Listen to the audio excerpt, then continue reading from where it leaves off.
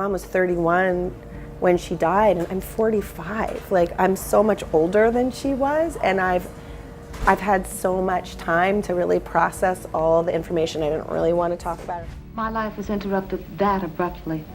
I got cancer. I lost a breast. Did you know Minnie Riperton, the singer of Lovin You, died 46 years ago? She had a beautiful voice, but her life was short.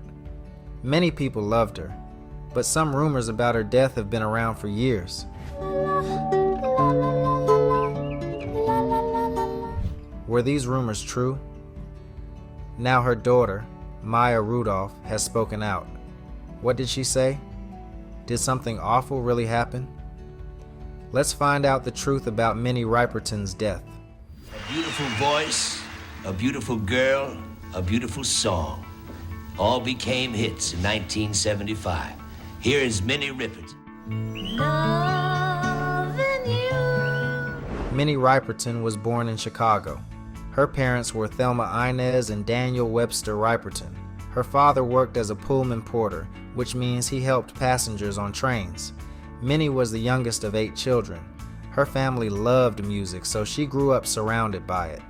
The youngest of 8 children, lived on the south side of Chicago, and several of her older brothers were great musicians. At first, she was interested in ballet and dance, but her parents noticed she had a special talent for singing. They encouraged her to focus on music. She started learning how to sing properly at the Abraham Lincoln Center in Chicago. A teacher named Marion Jeffrey trained her. She taught Minnie how to breathe correctly, how to pronounce words clearly when singing, and how to use her whole voice. She developed her range as a coloratura soprano. She actually had 8 octaves. Marion believed Minnie had a big future in opera and wanted her to continue studying classical music. However, Minnie started falling in love with soul, rhythm, and blues, and rock music instead.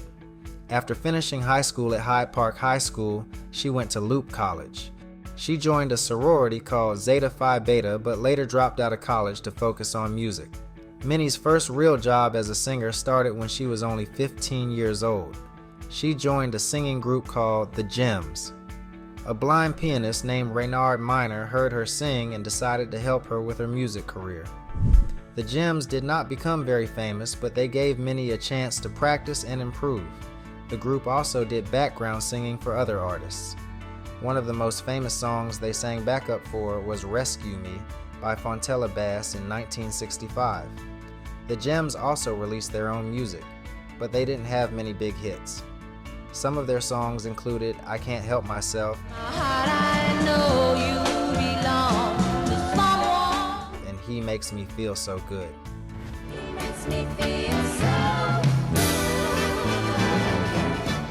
The group later changed their name several times, releasing music under different names like the Girls 3 and the Starlets.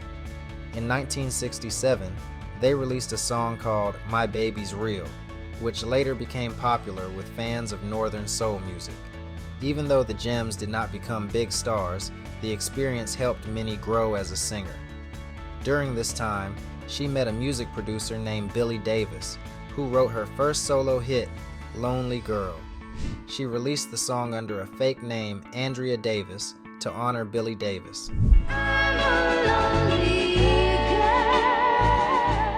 In 1966, Minnie joined a new group called Rotary Connection. This was a soul and rock band created by Marshall Chess, the son of a famous music producer. Rotary Connection had a unique style that mixed different types of music. The group included Minnie and other singers like Judy Hoff and Sidney Barnes. Their first album, also called Rotary Connection, was released in 1968. They made several other albums, including Aladdin, Peace, and Songs. People loved Minnie's voice because she could sing very high notes. She had a special vocal ability called a whistle register, which very few singers could do. She became the standout member of the group. In 1969, Rotary Connection performed at a special church event called the Catholic Rock Mass in Milwaukee. This was a big moment in their career because they mixed religious music with rock and soul, something new at the time. Minnie wanted to do more as a solo singer. In 1970, she released her first solo album called Come to My Garden. The album was produced by Charles Stepney, who was also part of Rotary Connection. He helped write many of the songs along with a man named Richard Rudolph. Minnie and Richard fell in love and got married in August 1970. That same year, Minnie performed her solo music for the first time in a famous club in Chicago called the London House. She sang songs from her album while Charles Stepney played the piano. Come to My Garden was not a big success when it first came out. Most people did not pay much attention to it, but years later, music critics listened to it again and realized how special it was. Today, the album is loved by many fans and is considered a classic. Minnie Riperton had a voice like no other. She started in opera but found her true passion in soul and rock music. Even though she did not become an overnight success, she kept working hard and improving her talent. She was a pioneer in music, blending different styles and using her voice in a way that few singers could. Her journey was just beginning, and soon the world would know her name. Two people just meeting. When it comes to Minnie Riperton's personal life, some people had a problem with her marriage. Minnie, a black woman, was married to a white man, and not everyone liked that. People would say, "Wait, you sing about unity, but you married a white guy?" But love is love. Minnie and her husband didn't let people's opinions ruin their relationship. They stayed together through it all, proving that love is stronger than society's judgment. One of the biggest controversies came with her song, Inside My Love. The song had some very intimate lyrics. One line said, "Will you come inside me?" That made some radio stations refuse to play it. They thought it was too. You can see inside me. Will you come inside me? Some people even called it inappropriate for the radio. But Minnie stood her ground. She explained that the song was not about at all. She said it was about deep spiritual love. People didn't really listen to the words, she said. If they had, they would have understood it was about emotional and spiritual intimacy. But no matter how much she explained, some stations still refused to play it. Can you imagine being so talented but having your work banned just because people misunderstood it? Do you wanna ride inside my love? But that wasn't the only crazy thing that happened in her career. Minnie once did a photo shoot with a lion for an album cover. Yes, a real lion. That was risky enough, but then the record company decided to film a commercial with her and the lion. Minnie was okay with it, if it was the same lion from the photo shoot, but when she walked in, she realized it was a different lion. Can you imagine that moment? She was standing next to a wild animal that she had never met before. The lion saw her, and for some reason it got excited. Before anyone could react, the lion jumped on her. It was like something from a movie. Luckily, the trainer was there and got the lion off her before anything bad happened. But can you imagine the fear? 1 minute you're doing a glamorous photo shoot, and the next you're almost a lion snack. Her husband was in the room too, and he rushed over in shock. "Don't lose that cat, keep him around," he said, trying to lighten the moment.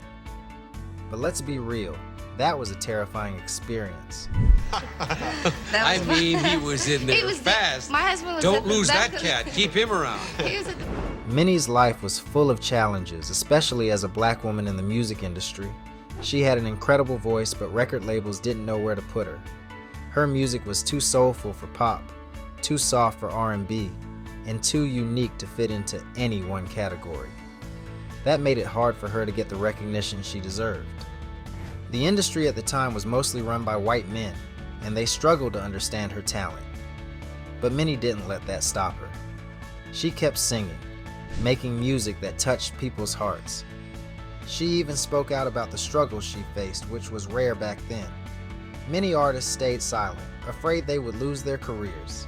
But Minnie wasn't afraid to tell the truth. One of the most unbelievable stories about Minnie happened at a bank. Can you imagine walking into a bank to deposit a check and being told to sing? That's exactly what happened to her. She had just moved to Los Angeles and went to a bank to deposit a $10,000 check. She wasn't trying to take money out, just deposit it. But the bank didn't believe she was who she said she was. Instead of accepting the check, they called the head of a record company in New York.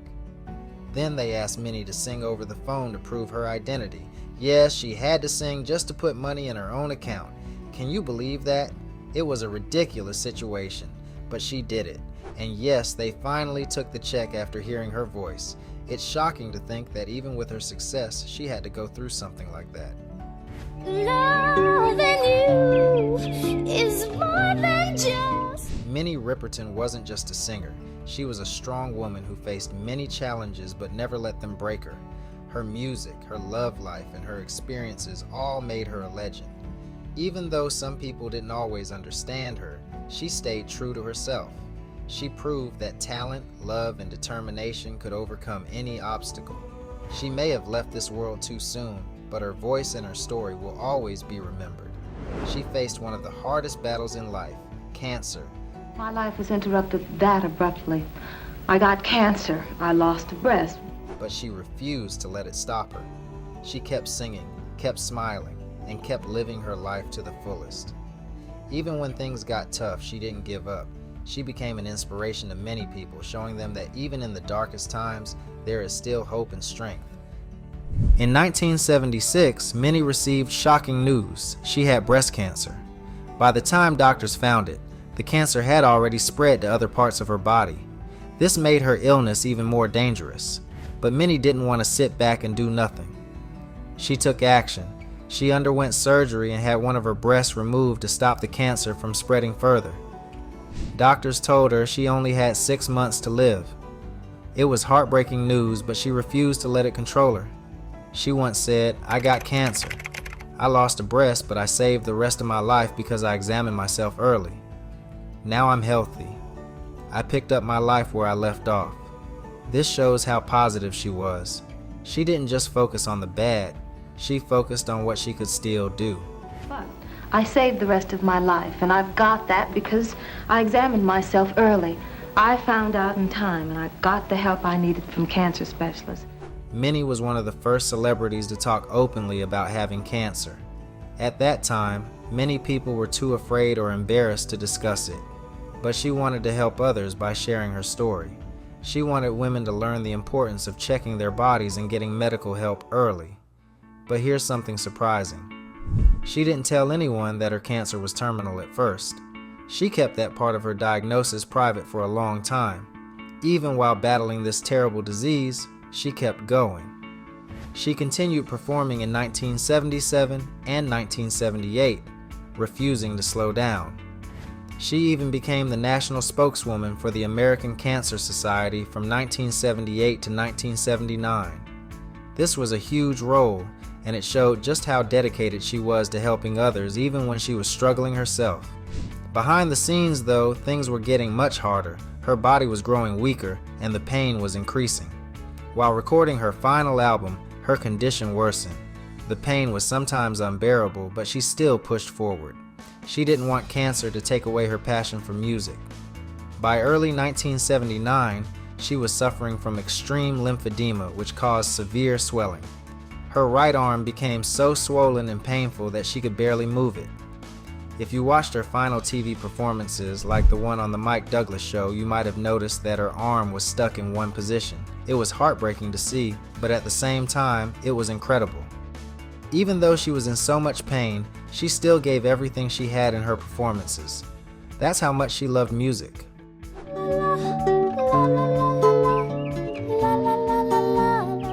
One of her final concerts was an emotional moment for everyone who saw it. She sang her famous song, Lovin You, but she made a small yet deeply touching change to the lyrics. Instead of singing the original line, she sang, Maya Maya Ringo, Maya Maya Ringo. This was special because Ringo was the nickname she used for her son Mark. Even in her final performances, she was thinking about her children and expressing her love for them. It was a beautiful and heartbreaking moment. By mid-June, Minnie's condition had gotten worse and she had to stay in bed. She was too weak to get up anymore.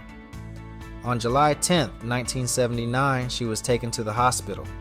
2 days later, on the morning of July 12th, she passed away. She was only 31 years old. She took her last breath in the arms of her loving husband. It was a sad day for the music world. The news reported, Minnie Riperton, the singer and songwriter best known for her 1975 recording of Lovin You, died of cancer today in Los Angeles. The world lost an incredible talent, but her music and spirit remained. And Minnie Riperton, the singer and songwriter best known for her 1975 recording of Lovin You, died of cancer today in Los Angeles. She was 31. Doctors had given Minnie only 6 months to live, but she proved them wrong. She lived for 3.5 years after her diagnosis. She kept singing, kept smiling, and kept inspiring people. Her story is one of strength, determination, and love for life. She didn't let cancer define her. Instead, she fought back and lived on her own terms. Even now, many years after her passing, her story continues to inspire people around the world. Minnie Riperton was a talented singer with an amazing voice. You can see inside me. Will you come inside me? But before she became famous, she had almost left music behind. In 1973, she was living a quiet life as a homemaker in Gainesville, Florida. She was taking care of her 2 children and not really working on music anymore. But one day, a college intern working for Epic Records found her. He heard a song she had recorded called Seeing You This Way. It makes me feel so happy. He thought it was special, so he took the tape to Don Ellis, a big boss at Epic Records. Ellis listened to the song and saw something special in Riperton's voice. He quickly offered her a contract with Epic Records. That changed her life completely. She and her family packed up and moved to Los Angeles, California to start fresh. Soon after signing with Epic, Riperton recorded an album called Perfect Angel. This album was very important for her career. It had a mix of rock and soul music with powerful songs like Reasons and Take a Little Trip. Take a Little Trip was written by Stevie Wonder, who also helped produce the album. Another song on the album was Seeing You This Way, the same song that got her the record deal. At first, the album did not sell very well. The record company was ready to move on and start working on her next album, but her husband, Richard Rudolph, believed that one more song could make a difference. He convinced Epic to release another single. That song was Lovin You. When Lovin You came out, everything changed. The song became a huge hit. By April 1975, it reached #1 on the charts in the US and in 24 other countries. It also made it to #2 in the UK and #3 on the US R&B charts. People loved it. The song sold over 1 million copies, and the album finally became a success. Riperton became famous as the lady with the high voice and flowers in her hair. The song was soft, sweet, and full of emotion, making it different from other songs at the time. Many people still remember her for that song today. Another great song from the album was Every Time He Comes Around, which featured background vocals by Denise Williams. Every time he comes around, I feel like I'm on fire. After Perfect Angel, Riperton kept making music. She and her husband started working on her next album, Adventures in Paradise, which came out in 1975. This time, she worked with musicians from a jazz group called the Crusaders. One of them, Joe Sample, helped write the title song, Adventures in Paradise. While filming a video for the album, something shocking happened. She was attacked by a lion. Luckily, she was not badly hurt, but it was a scary moment. Later, she went on the Sammy Davis Jr. show and showed the video to Sammy Davis Jr. and guests, including comedian Richard Pryor. People were surprised to see how calm she was about it. The album had a hit song called Inside My Love, which became a big R&B success.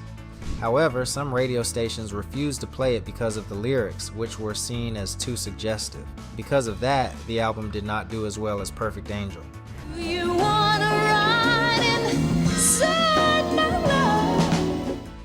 In 1977, Riperton released another album called Stay in Love. This album had a funky disco song called Stick Together, which she made with Stevie Wonder again. She kept trying new sounds and styles to keep her music fresh, but things were about to change again. In 1978, her husband and lawyer helped move her to a new record company, Capitol Records. She also took all of her old music from CBS Records with her. The next year, in April 1979, she released her final album, Minnie. One of the most popular songs from this album was Memory Lane.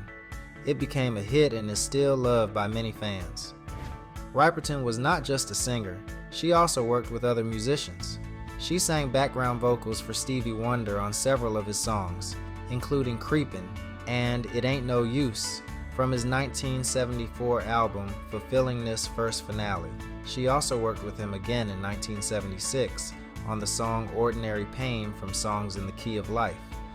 In 1977, she sang on a song called Yesterday in Karma by Japanese musician Osamu Kitajima. Mom was 31 when...